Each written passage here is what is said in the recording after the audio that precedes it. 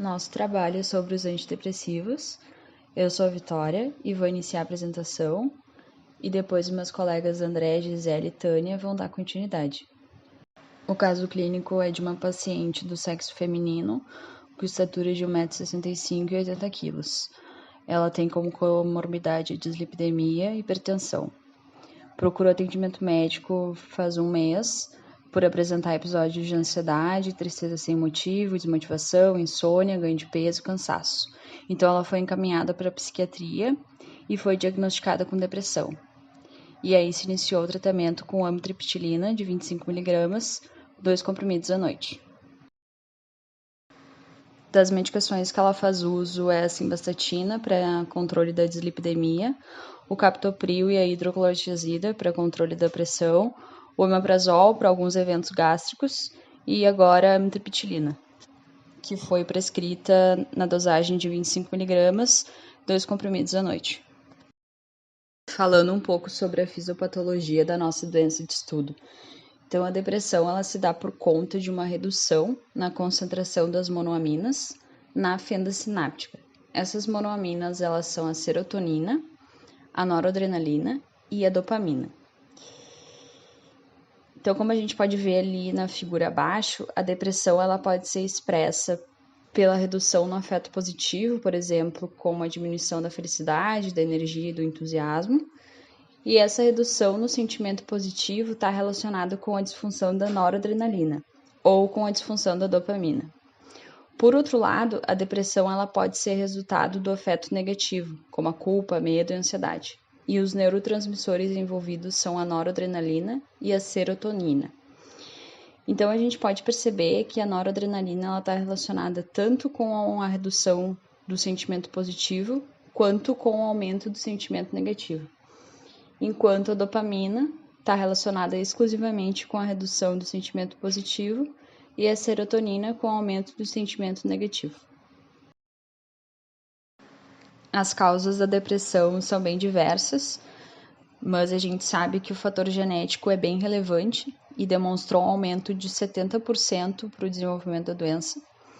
Além disso, outras causas, como uma situação de estresse emocional prolongado ou de grande intensidade, pode ser crucial para o desenvolvimento da depressão. Outro dado interessante é a relação da depressão com a ansiedade, que aproximadamente 60% dos pacientes que têm depressão também tiveram ou têm ansiedade. E isso se dá pela combinação dos dois neurotransmissores, a serotonina e a noradrenalina. Além do tratamento com as medicações, a associação da psicoterapia com exercícios físicos também é bastante eficiente para o tratamento de depressão leve a moderada. Agora vamos ver então as interações medicamentosas. Existem algumas advertências e precauções quanto aos tratamentos prévios. Pacientes em uso de antidepressivos tricíclicos, como a amitriptilina, são orientados, antes de fazer algum procedimento cirúrgico, a parar o tratamento, porque esses antidepressivos podem potencializar os efeitos de fármacos vasopressores que são utilizados durante esses procedimentos, né? Também deve-se ter cautela em pacientes que usam lente de contato, porque há relatos associando o uso da amitriptilina com a redução do fluxo lacrimal, o que pode causar, né, ser suficiente para causar um ressecamento da córnea. Em relação a pacientes que têm, né, doenças cardiovasculares, eles devem ser observados atentamente, porque os antidepressivos tricíclicos têm demonstrado produzir arritmia, taquicardia sinusal e prolongamento do tempo de condução, particularmente, né, quando são ministrados em doses mais altas. Há relatos também de infarto do miocárdio e acidente vascular cerebral com medicamentos desta classe. Em relação às doenças endócrinas, é recomendado cautela em pacientes portadores de diabetes mellitus, pois esses antidepressivos tricíclicos podem causar alterações na glicemia. A amitriptilina, em especial, ela tem sido relacionada à não percepção da hipoglicemia, o que é um problema. E em relação às doenças do sistema nervoso central, A amitriptilina ela pode potencializar a resposta ao álcool e os efeitos de barbitúricos e outros depressores do sistema nervoso central. Em pacientes que fazem uso excessivo de álcool, a potencialização pode aumentar o perigo inerente a qualquer tentativa de suicídio ou superdose. Há outras interações medicamentosas, como com a vitamina C, vitamina D, com a difenidramina, que é um antihistamínico, esomeprazol, que é um inibidor da bomba de prótons, aspirina, paracetamol, que são anti-inflamatórios, zolpidem, que é um hipnótico não benzodiazepínico, lexapro e sertralina, que são inibidores seletivos da recaptação de serotonina, alprazolam, que é um ansiolítico benzodiazepínico, e topiramato, que é um anticonvulsivante. Então, sobre os efeitos adversos mais comuns estão a xerostomia, que é a sensação de boca seca, sonolência, tontura, alteração do paladar, aumento do apetite, cefaleia, visão turva, dificuldade de concentração, prisão de ventre, reações de hipersensibilidade como coceira, urticária, erupções cutâneas e inchaço da face ou da língua. Mecanismo de ação. A amitriptilina é um antidepressivo tricíclico derivado de dibenzilcicloheptano, sendo as moléculas estruturalmente semelhantes às fenotiazinas, contendo um sistema de anel tricíclico com um substituinte de alquilamina no anel central. Como já falado na fisiopatologia da doença, os sintomas da depressão se desenvolvem devido à disfunção nas quantidades de noradrenalina, serotonina e dopamina nas fendas sinápticas. Então, o mecanismo de ação comum em nível pré-sináptico é o bloqueio da recaptura de monoaminas, principalmente a noradrenalina e serotonina, e em menor proporção a dopamina, aumentando a quantidade de serotonina disponível para as células receptoras. Este processo é referido como recaptação. Sobre o metabolismo e a excreção, a amitriptilina sofre intenso metabolismo de primeira passagem. Ela é desmetilada no fígado pelas enzimas do citocromo P450.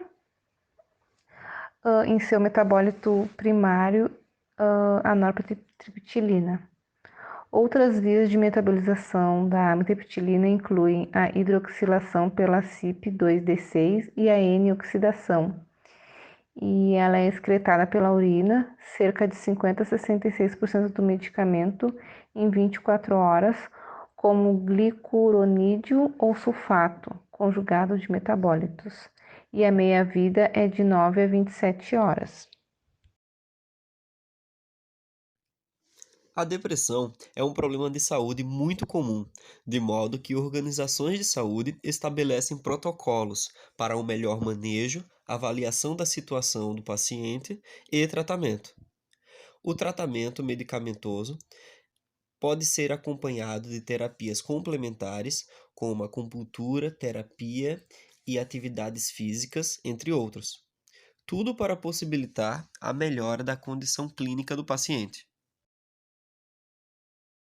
Sobre a atenção farmacêutica, então, cabe ao farmacêutico garantir a adesão terapêutica, promover o uso racional de medicamentos, orientar o paciente sobre possíveis aparecimentos de reações adversas e interações medicamentosas, orientar sobre o porquê da sua utilização, os benefícios de uso e riscos de não utilização.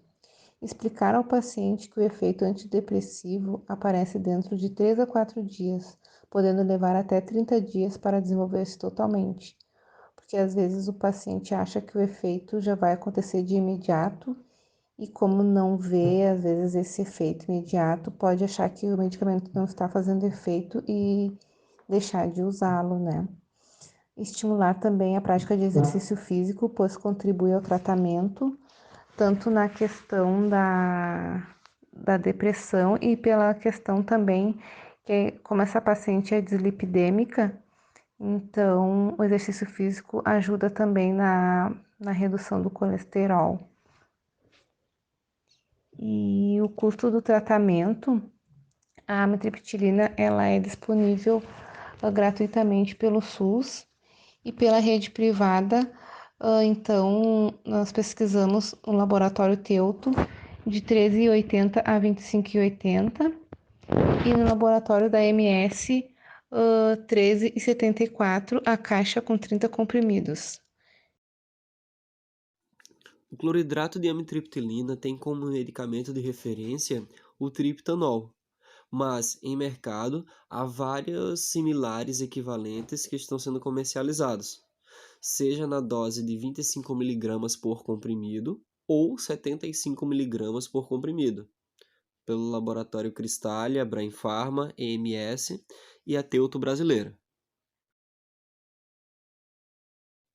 Por fim, apresentamos neste mapa mental um breve resumo de tudo que foi abordado até então, seja a indicação do medicamento, os efeitos adversos, a classificação, o mecanismo de ação e a forma de uso, posologia.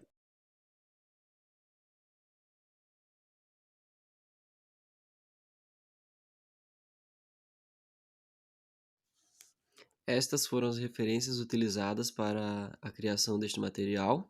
Muito obrigado!